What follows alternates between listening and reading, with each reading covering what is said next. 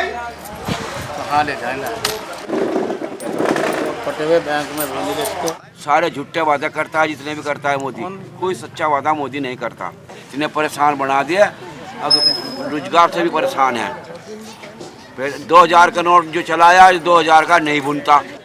काम तो वाकई सीएम अखिलेश जी ने इतना किया कि सब लोगों को ये बात तस्लीम करनी पड़ी कि वाकई ऐसा सीएम ऊपर वाला तमाम राज्यों को दे। नमस्ते, लल्लन टॉप की तरफ से मैं अमित निकला हूँ यूपी चुनाव का जायजा लेने रजत के साथ। इस वक्त हम कांधला सब्जी मंडी में हैं, शामली की। यहाँ पर नोटबंदी का काफ़ी असर दिख रहा है और यहाँ पर दंगों की भी बात काफ़ी होती है। लेकिन इस सब्जी मंडी में ज़्यादातर आढ़ती मुस्लिम हैं, लेकिन यहाँ के अध्यक्ष जो हैं वो राजेंद्र सिंह हैं। इसकी भी वजह लोग बताएंगे हमें। हमारे साथ मौजूद हैं सब्जी मंडी के कुछ आढ़ती, इनसे बात करते हैं। यहाँ पर हिंदू कितने हैं और मुस्लिम कितने हैं यहाँ के आढ़ती? कुल मिला के अंदाजन यहाँ 35 लोग कारोबारी हैं जो लाइसेंसी हैं, कारोबार कर रहे हैं। उनमें 30 मोमडन हैं और 5 हिंदू भाई हैं। और यहाँ की जो यूनियन है व्यापार समिति रजिस्टर्ड है, उसके अध्यक्ष जी जो है हमने राजेंद्र सिंह को बनाया है। इसकी कुछ खास वजह है या मतलब प्यार मोहब्बत है। 2013 में झगड़े हुए देहात में। हमारे यहाँ से 3 किलोमीटर 4 किलोमीटर लिसाड़ गांव में जहाँ 16 लोग मारे गए हैं। उस दंगे की वजह से अपना घर छोड़कर आए हमारे साथ। क्या नाम है आपका? जी नसीम अहमद। नसीम अहमद। कौन था करने वाले? जाट थे जी। वो वहीं के रहने वाले थे? वहीं के रहने वाले थे। आप उन्हें पहले से जानते थे? जी सबको जानते हैं। बाकी दिनों में वो रोज हिल मिलजुल के रहते हैं, लेकिन उस टाइम? हाँ उस टाइम पे सब लोग बदल गए थे। तो अभी आप कहाँ रहते हैं यहाँ पर? इधर मंडी के पीछे। मंडी के पीछे जी। पूरा परिवार रहता है आपका? पूरा परिवार रहता है जी। आपके कोई परिचित भी वहाँ मारे गए थे? हाँ जी। कितने लोग? 8 लोग जी। 8 लोग जी। कुछ आप बता रहे थे कि इधर भी कुछ हुआ था दिक्कत और फिर आप लोग रात में गए थे वहाँ पर? रात के 9 बजे थे। यो 2013 की 8 नवंबर को झगड़ा हुआ था और इसके 2 महीने बाद यहाँ एक राजवीर सिंह जाट मंडी के परली तरफ जो मकान दिखाई दे रहा है उसमें राजवीर सिंह रहते थे मकान में। रात को 2-3 मुसलमान लड़के जो शराब के नशे में थे उन्होंने आके वहाँ रुक कर रोला करा। तो हम यहाँ मंडी में सब लोग मुस्लिम भाई बैठे हुए थे। हम यहाँ से जब ही दौड़ के गए और राजवीर सिंह से आवाज़ लगा के हमने यही सका, भाई राजवीर सिंह घबराने की बात नहीं है, हम तुम्हारे पास पहुँच चुके हैं, तुम्हें चिंता करने की कोई बात नहीं है।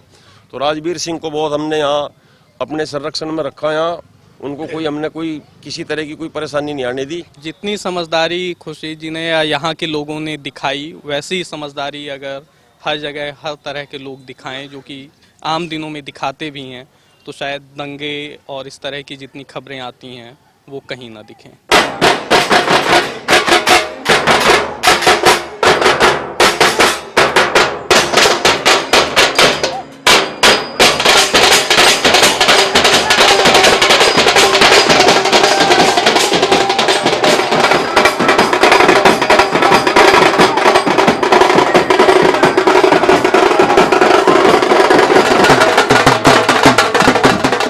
हमारे साथ थाना भवन से बीजेपी विधायक हैं सुरेश राणा। सुरेश राणा का नाम मुजफ्फरनगर दंगों में भी आया था और अभी कल उन्होंने बयान दिया है कि वो अगर हारे तो देवबंद में जश्न मनेगा और जीते तो कई इलाकों में कर्फ्यू लगेगा।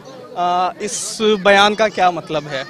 नहीं, हम निश्चित रूप से मेरा कहना ये है कि जिस प्रकार की गुंडागर्दी का माहौल उत्तर प्रदेश के अंदर है, जिस प्रकार की गुंडागर्दी का माहौल पश्चिम उत्तर प्रदेश के सारे कस्बों के अंदर है और उसी गुंडागर्दी से दुखी होकर के, रंगदारी से दुखी होकर के यहाँ से लोगों ने पलायन किया है, तो निश्चित रूप से भारतीय जनता पार्टी की सरकार बनेगी तो पलायन कराने वाले लोग दुखी तो होंगे ही। इस पलायन में सांप्रदायिकता है या केवल कानून व्यवस्था की गड़बड़ी है? पलायन में कानून व्यवस्था का विषय है। गुंडा तो गुंडा है और जितने भी पश्चिम उत्तर प्रदेश के कस्बे हैं या गांव हैं उन तमाम में रंगदारी के कारण, गुंडागर्दी के कारण, कुल मिला करके तो आप सब जानते हैं कि जिस प्रकार बरेली में भी बहनों ने बाकायदा तख्ती दिखा के कहा कि मुख्यमंत्री जी हमें कंप्यूटर नहीं चाहिए, हमें सुरक्षा चाहिए, हम स्कूल नहीं जा सकते क्योंकि हर चौराहे पर कोई ना कोई गुंडा खड़ा हुआ है। तो इस प्रकार का माहौल पश्चिम उत्तर प्रदेश के अंदर बना हुआ है और भारतीय जनता पार्टी की सरकार आएगी तो तमाम गुंडे या तो भूमिगत होंगे या प्रदेश से पलायन कर जाएंगे। इस इलाके की दो बड़ी दिक्कतें दिखती हैं, एक तो सड़कों की और दूसरे गन्ने की पेमेंट न होने की। इस पर आप क्या? नहीं, मैं बिल्कुल कहूंगा ये सरकार सड़कों को लेकर के पूरी तरह से फेल है। इस सरकार ने सड़कें बनाई हैं तो सेफई में बनाई हैं, सरकार ने सड़कें बनाई हैं तो आजमगढ़ में बनाई हैं, इस सरकार ने सड़कें बनाई हैं तो इटावा, कन्नौज और आजमगढ़ में बनाई हैं। पश्चिमी उत्तर प्रदेश को इस सरकार ने पूरी तरह से अपने एजेंडे से नकार दिया है।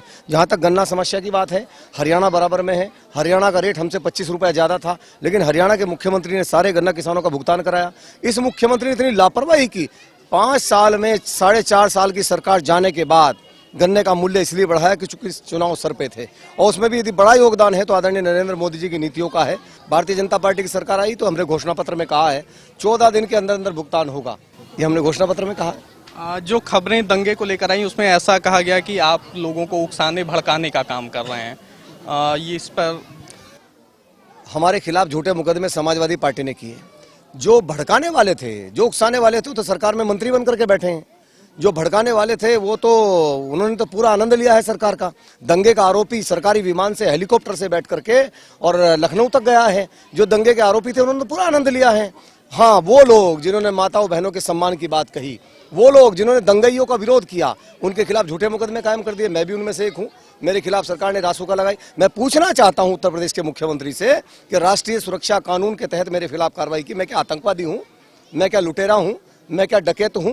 और हाईकोर्ट ने बाकायदा तमाम तथ्यों के आधार पर यह कहा कि सुरेश राणा के खिलाफ जो मुकदमे कायम हुए हैं वो झूठे हैं, इसलिए रासुका मेरे ऊपर से काट दी गई। इसका मतलब क्या है?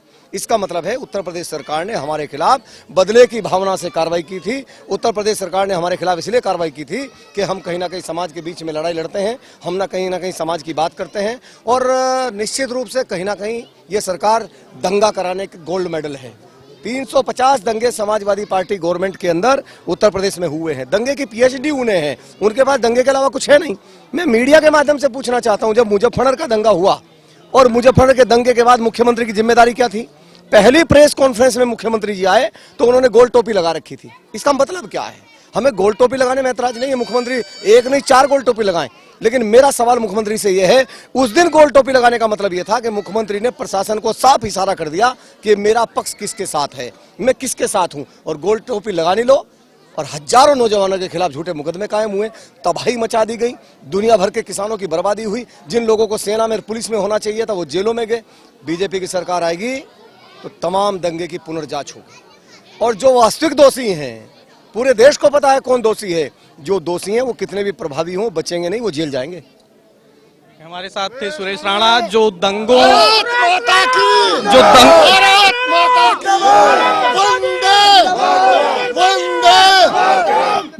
की पुनर्जांच की बात कर रहे हैं, मुजफ्फरनगर दंगों की। ये तिरंगा जो आप लहराता देख रहे हैं, ये किसी लाल किले पर नहीं लहरा रहा, ये एक मदरसे में लहरा रहा है जिसका नाम है जामिया दारुल उलूम। हम यहाँ से निकल रहे थे, ये जगह कैराना के पास है, कि बाहर हमें तमाम बच्चे दिखे। उस वक्त तक हमें ये तिरंगा नहीं दिखा था। हम बच्चों से मिलने आए और इसके बहाने हम मदरसे में आ गए। 2 आँखें, इसी तरह से हम सब हैं। एक आँख गोया के मुसलमान, एक गोया के हिंदू, दोनों आँखों से काम चलता है। एक नहीं होगी तो वो काना हो जाएगा। कुल कितने बच्चे हैं यहाँ? ये इनकी तादाद हमारे पास ईद, जो हमारी ईद होती है रमज़ान शरीफ के बाद, 52 थी, और ये उन पीड़ित के बच्चे हैं जो सन 13 के अंदर फसाद में आए थे। इनके जो बड़े हैं वो अपनी मजदूरी, अपने कारोबार पर लग गए। जो बहुत कम उम्र के बच्चे हैं वो हमारे पास आ गए। अभी इनमें से कुछ गए हुए हैं और ये 20 के आसपास मेरे पास हैं। हम थे कैराना जिले के जामिया दारुल उलूम के एक मदरसे में, जहां लहराता तिरंगा बहुत से लोगों के मन में बहुत तरह की इमेज को तोड़ सकता है।